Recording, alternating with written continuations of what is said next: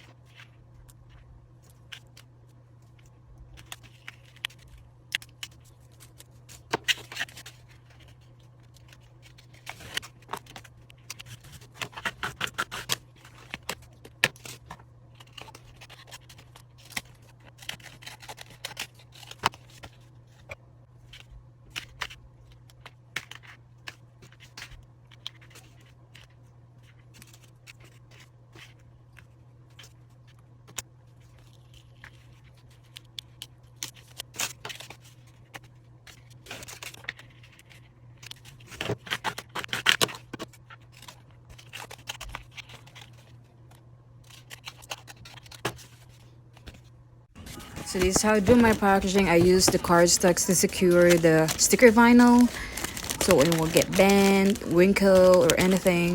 I just use another plastic bag or plastic cover to protect it from rain or water. Just additional protection for the product. So usually the customer will receive this package 2 to 4 days. So yep, hope the customer likes it. Thank you guys. Please follow my page.